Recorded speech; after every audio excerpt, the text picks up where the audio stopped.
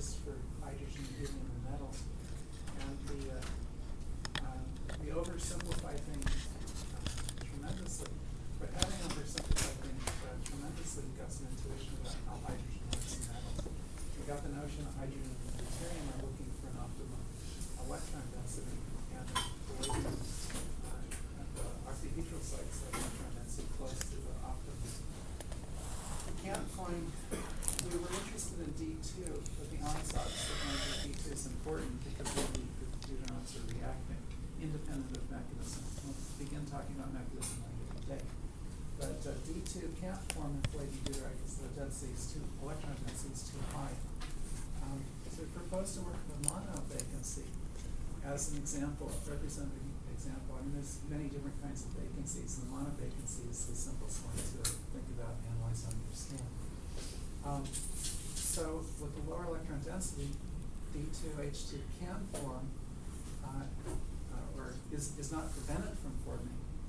And if you block the other octahedral sites so the molecule can't fall apart, then you maximize your chances of it forming. Now we identified in the literature an analog for H2 adsorption on a clean palladium surface where all the available octahedral and the sites with the optimum hydrogen density are blocked. They're already coating the surface with hydrogen.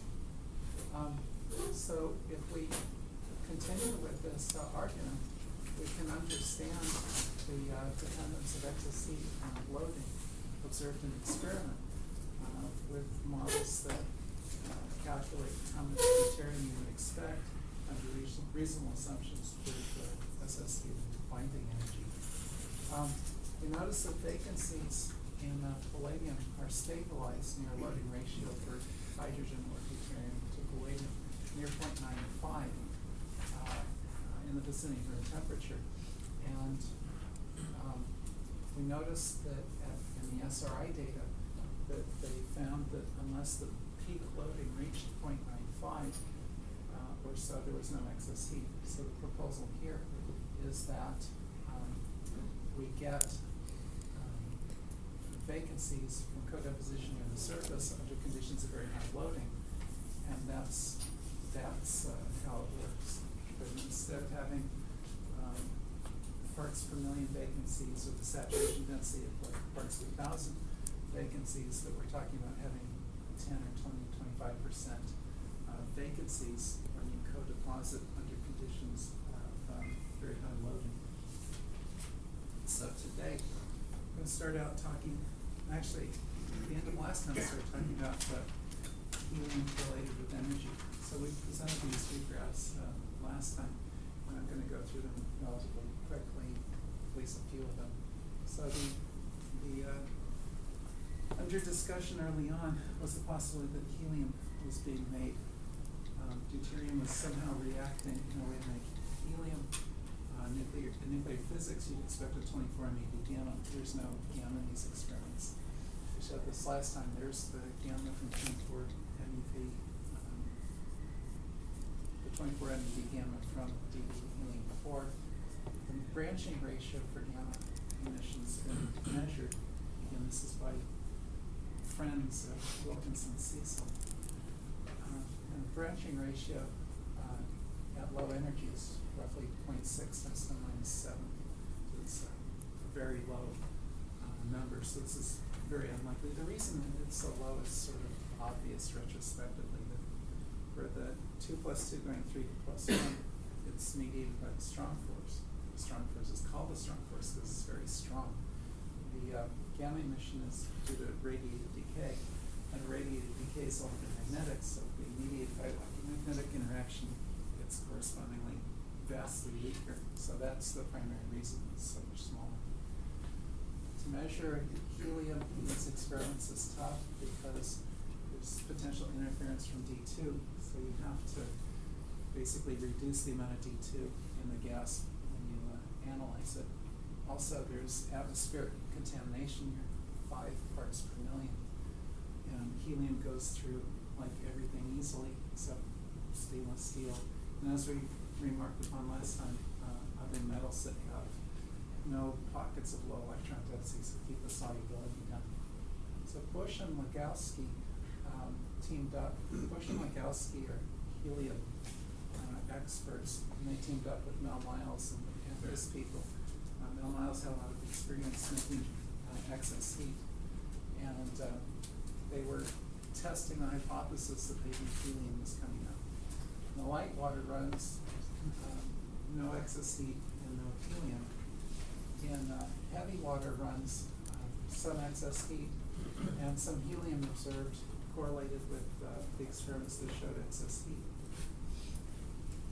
This is interesting because previously there have been experiments done where they'd analyzed for helium in the bulk, and the helium wasn't in the bulk. Fleischmann-Pons, we found out later that Fleischmann-Pons had previously gotten evidence for helium in the gas phase, and they were quiet about it, and this is not widely known. And here's where I didn't get to last time, so I'm going to spend a little bit more time. Gozzi and his group did an experiment which was shocking at the time that it was presented. Gozzi had this torus filled with a lot of cells. So he had a large number of cells running. He put a lot of power in and was measuring all kinds of things. He would basically, since the reproducibility of excess heat wasn't very high at the time, if you run more samples, you improve your chances that one of them is going to do something. And he'd been working with some helium experts as well. There have been previous presentations where they talk about debugging their helium system. Argument was you look for neon because there's neon in the atmosphere. You can see neon, and that's a sign your system is leaking. Use that to test for helium. And their system was different than any that was done before or since, in that they had time-resolved detection. Namely, in this particular case, if they put a sample of helium into their system, then they can see the helium, but they can see the helium in a certain time window. So 600 seconds or 10 minutes were better response time for helium. And here's what they saw. And this is interesting. So on this graph is excess power. And excess power is multiple watts. And associated with this excess power burst, observation of helium. And the helium is time correlated with the excess power. But here you have another excess power burst. You get another helium signal. And when Gozzi presented that, you have different colors in this graph. You could see it much more clearly. And some of us pretty much fell off the chairs, saying this was stunning. A time correlation between excess heat and helium. This is sort of what the earlier measurements by Miles, Bush, and Legowski and company. Weren't 100% sure of the heat because there wasn't very much heat. And, the helium measurements, they looked good, but we were worried about contamination and so forth. Well, here the heat's much more, and the arguments they made about contamination are a little bit stronger with this particular group. And so we were stunned by this. I'll be talking more about this and the associated issues. So after years of searches looking for products between the work of Bush and Miles and their collaboration and Gozzi, this was the very first indication of product associated with the energy. And we'd argued previously that the energy is in chemical, we expect chemical products and that's commensurate with the energy, but there was no sign of anything, which led Fleischmann and others to suggest that maybe the energy was of nuclear origin. The critics at the time said, well, if it's going to be nuclear origin, show me the nuclear products. And expected nuclear products would have been energetic products, but there were no energetic products in commensurate amounts. But there is helium in amounts that are commensurate with the energy. And there are no 24 MeV gammas coming along with that helium. which is indicative that if the helium's being made, it's being made in a way that doesn't happen in energetic DD reactions. So this is a takeaway message to you guys for now on the show. Questions or comments or thoughts? And the 24 MeV gammas are produced at the same time you're getting the helium-4? No, the argument is if you're in a nuclear physics lab and you have an energetic reaction, two deuterons hit one another, when they react, you get a gamma out. We showed data from Cecil Wilkinson where we measured the gammas. So we know that they're there, they're produced, and so forth in conventional nuclear reactions. Here, Fleisch and Pons experiment, the energy is there. There's helium-4 correlated with the energy, and there are no gammas, no detectable gammas. Let me rephrase that, actually. Let me be a little bit more careful. There's been a few measurements, 2 or 3 measurements, where people had detectors that would have been capable of registering. Typically, sodium iodide detectors are used for this.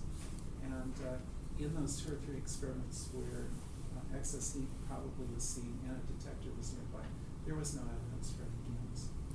In addition, the people that have been near the cells haven't been hosed down with the gammas. They're in pretty good shape. So as biological gamma detectors, we have a pretty strong argument.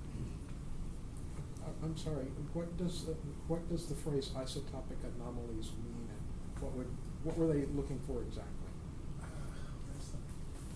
Many unsuccessful searches for isotopic anomalies. So before these results, we didn't know what the reaction was.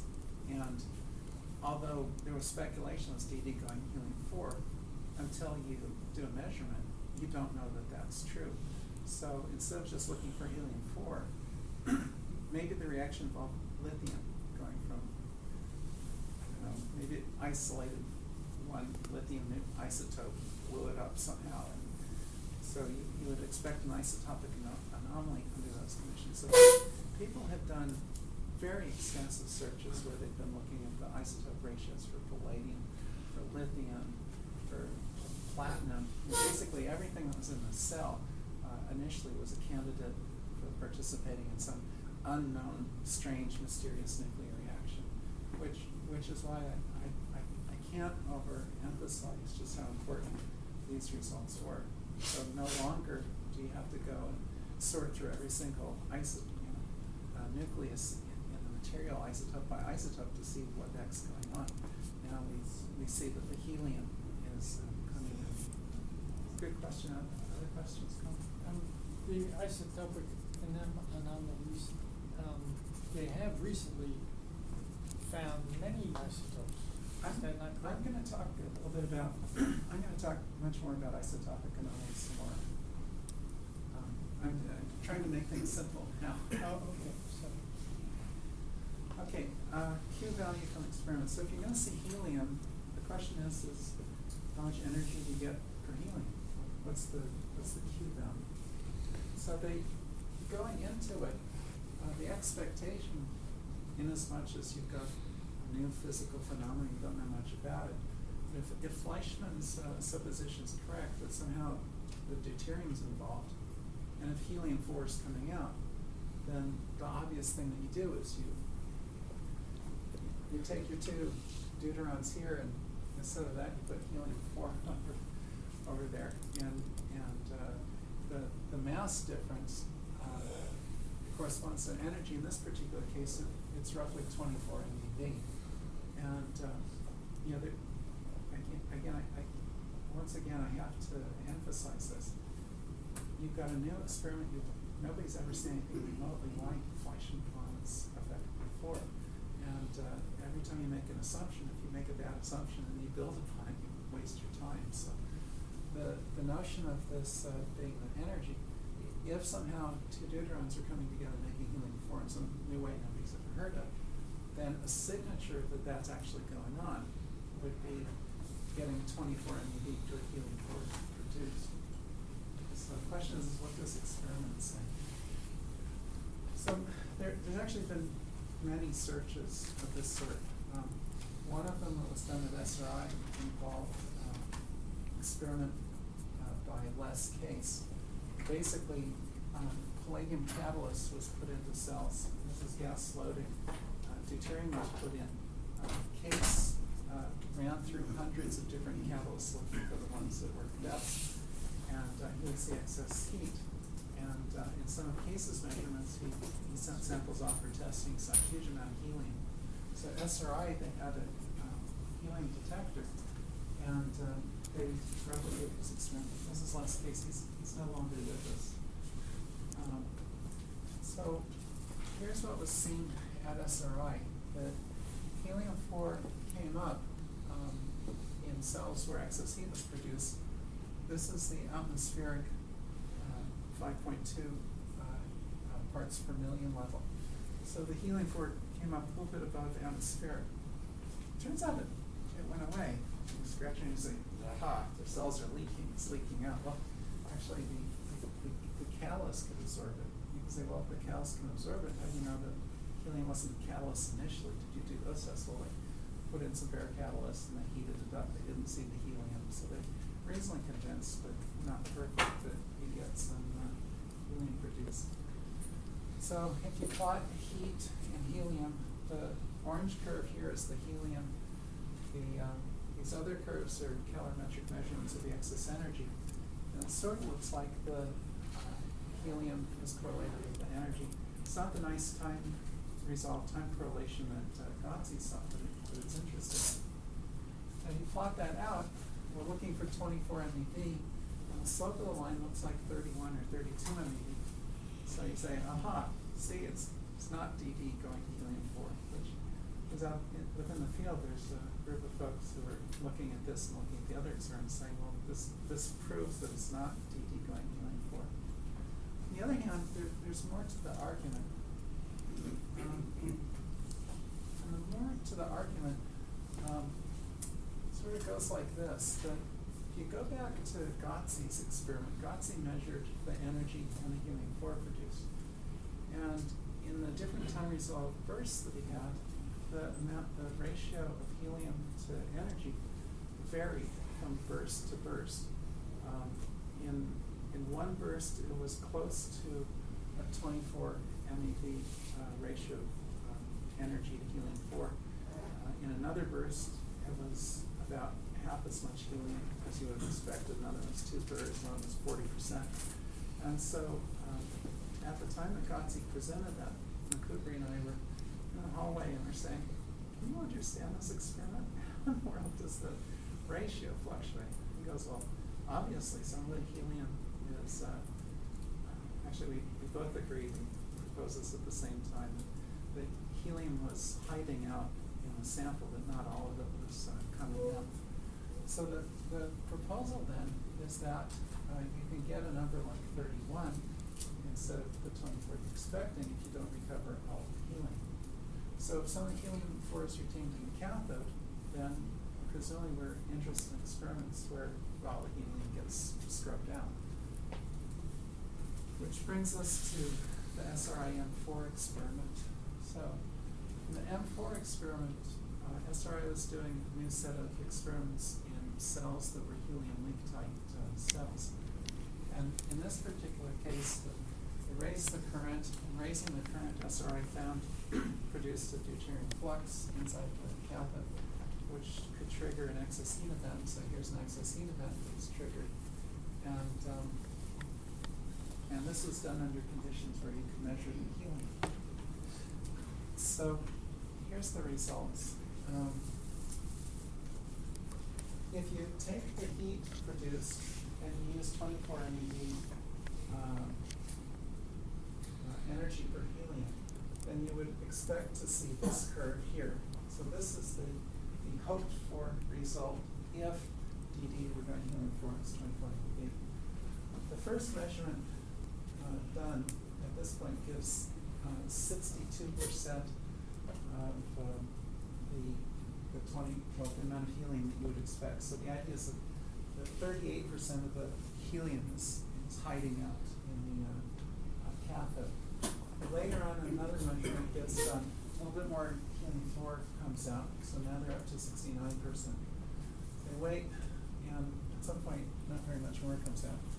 Scratching ahead and discussions about helium and trapping and so forth. And at some point, I said, well, let's take some active measures to scrub the helium out. And active measures included running the cathode anodically. And what that means is all the deuterium that's inside is going to come out. The idea is when it's coming out, maybe it'll drag along some of the helium. In addition, there was some heating cycles. So they applied resistive heating and got the thing very hot. And then they did more measurements for helium. And they saw a little bit more helium, and if they put together their total inventory, it came out to the 24 MeV number to within 4%. So it turns out, I'm of the opinion that this is an important experiment, but sadly, it's only one experiment. These field resources are limited. We've had the mass spec at SRI for many years, but we haven't had funding to repeat this. However, So you got a lot of time there, 1,100 hours? yeah, it's a lot of time. There's only one other experiment that's of this type that's been done at NEF Frascati. Vittorio Violante, who's very collaborator with McCoubrey, very well aware of the SRI result. This view graph that's scanned off the conference proceeding pages, you can't see very well, but it turns out it's an important view graph, and it supports it. Let me try to explain. So these are experiments that were done with a laser incident on the surface of the cathode. This laser stimulated excess heat effect. And in this particular case, excess heat was seen and helium was measured. And the amount of helium seen was here. This is the background. What was hoped for was here. So there's roughly, if you believe in the helium hiding out theory, in this case, roughly half the helium is still in the cathode and didn't come out. In this experiment, once again, here's the helium that was measured. Here's the amount that was expected. Here's the background. So you got a little bit more than 50% of the helium out. This one's a little bit different. In this particular case, the helium was measured, but in this experiment, a lot of effort was put in to try to scrub out all of the helium. And the amount that was measured corresponds to within the experimental error amount expected for 24 MeV. This is the other measurement. There's only two measurements that has ever been done to correlate the energy with the helium under conditions where all the helium is scrubbed out of the cathode. For my nickel, replicating these experiments and doing it right is going to be the highest priority thing we can do to help sort this out. That's what I was going to ask. I mean, it seems like if this is such a fundamental issue, is it 24 MeV or not? How could it possibly be that there've only been two experiments? It could possibly be because it's very difficult to get funding in this area. There are no resources to do this. It's not an easy experiment. Takeaway message. So if somehow deuterons were reacting in a new way to make helium-4 without 24 MeV gammas, you would expect 24 MeV for the Q value. Two experiments with scrubbing seem to give that result. The implication of this, there's big implications in that in nuclear physics for collision reaction, conventional reaction, you get helium-4, but the branching ratio is very low, and you get the gammas. This is not that. In the Huizinga 3 miracle argument that we saw on Tuesday, Huizinga was arguing that you've got to find, that the gamma has to be produced. You've got to have somebody to hide the gamma or have the cathode eat the gamma. I'm sort of fundamentally not in agreement with Huizinga. If the gamma is produced, there is no way to hide it or eat it or do anything whatsoever. The theoretical issue that looms large here is simply that the reaction, if there's a reaction where two deuterons making helium-4, no gamma can be produced, period, to to be consistent with these experimental results. Takeaway message, time for more questions. Anybody? How, say you get this 24 MeV gamma, is it only expressed as heat? Is that the only way to detect it? Are there Hold on, other hold on. ways? 24 MeV gamma would be extremely easy to see. There's sodium iodide detectors. SRI has a sodium iodide detector. Victoria's got sodium iodide detectors. And it comes out, it's a gigantic quantum. It's like catching a bowling ball in the detector. It's very easy to see it. And it is not there. And my argument to follow here is it's not there because it doesn't get formed in the first place. The notion being that that energy is going into the excess heat instead of into making a gamma. You're getting ahead of the story. Okay. But something like that is the conclusion. Did you say it was given off as a phonon, not instead of a photon? Again, a little bit ahead of the story. All right. Really, if one's going to make a statement like that, one better have some proof, maybe some experimental evidence to back up such a statement. Otherwise, it's sort of idle speculation. And this isn't the place for idle speculation. Do you have a theory that is consistent that would explain this deuteron-deuteron I do. interaction? And some of that's going to be discussed later on today, and then continuing on to tomorrow. Okay, let's talk about excess power versus temperature. And it's very closely related to helium. And it's actually, from my perspective, also incredibly closely connected to Mitchell's Manners. So the argument starts here.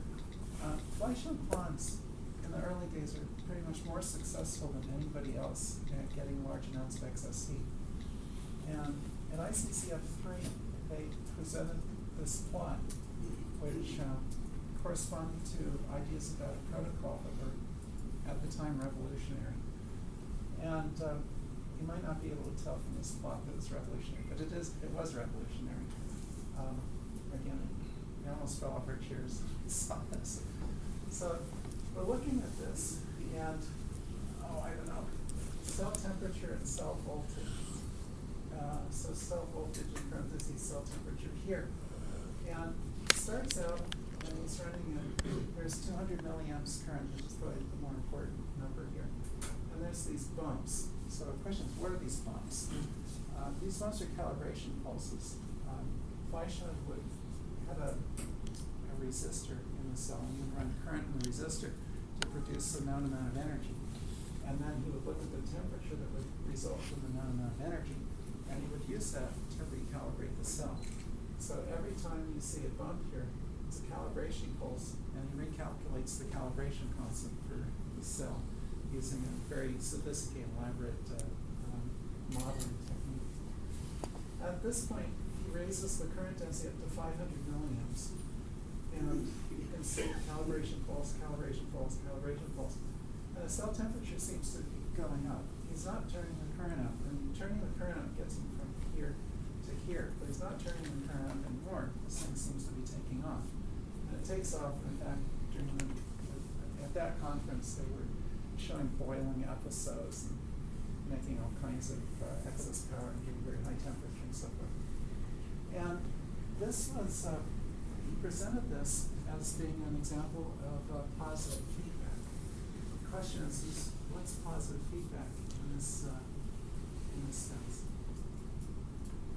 So here, before excess power, he puts in a calibration pulse.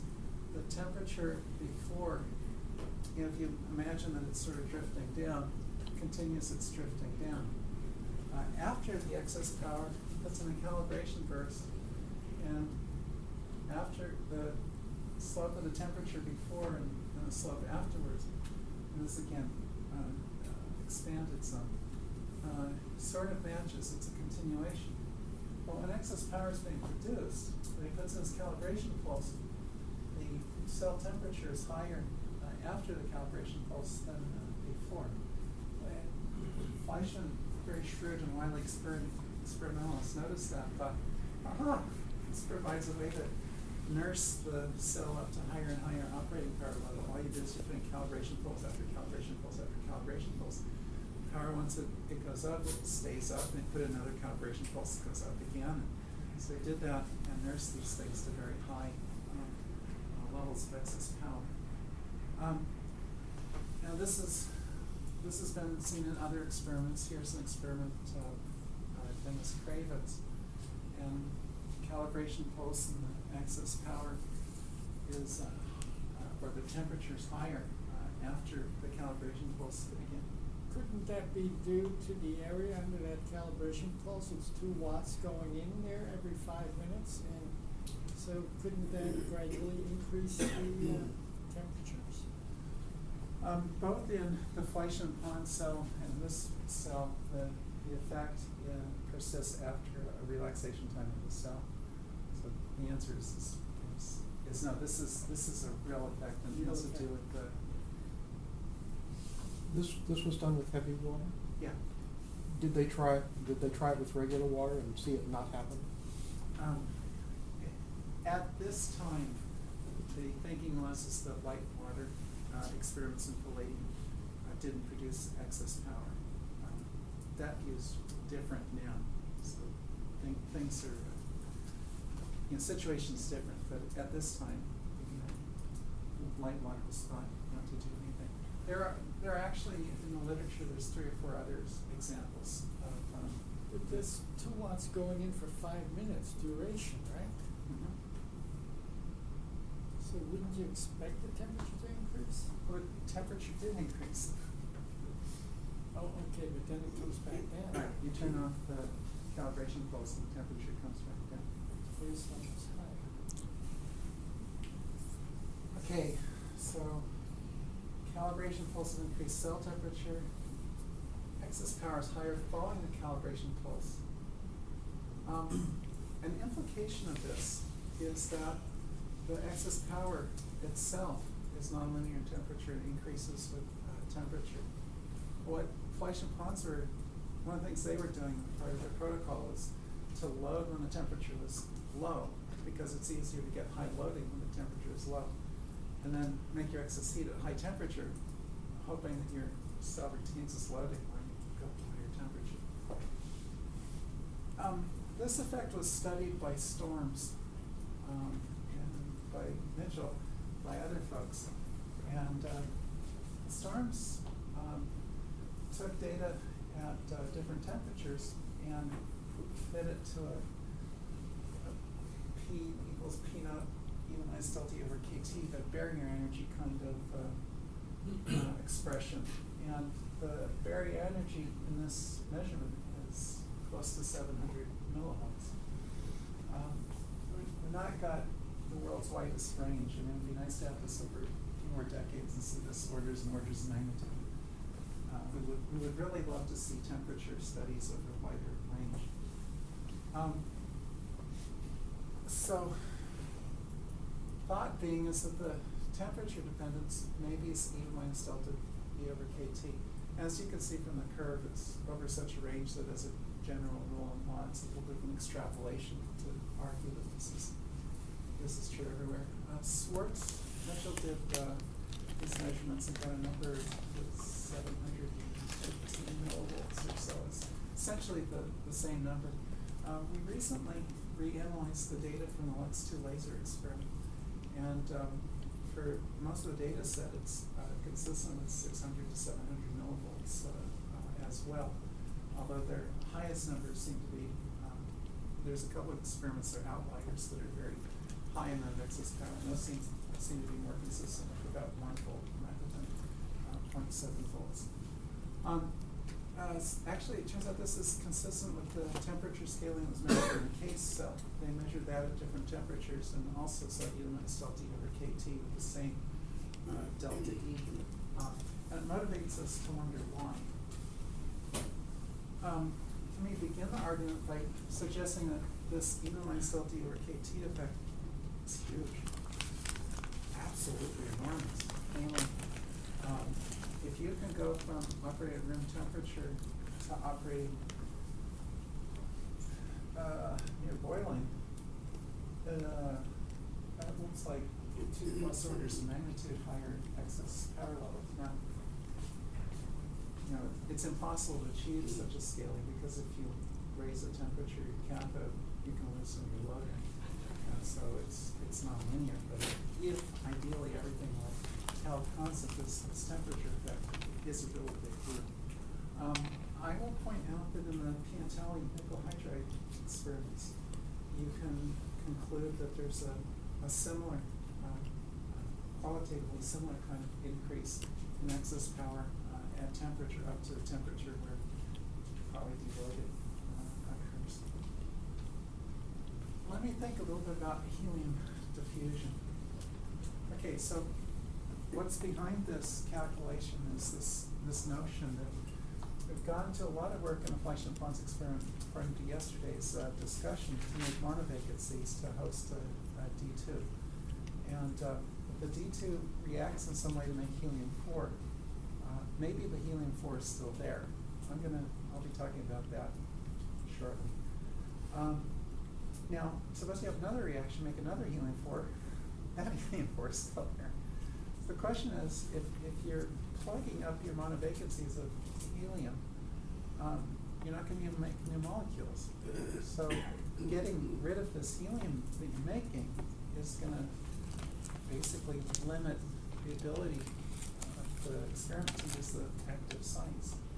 So helium diffusion was studied in a computational paper by Zia and company.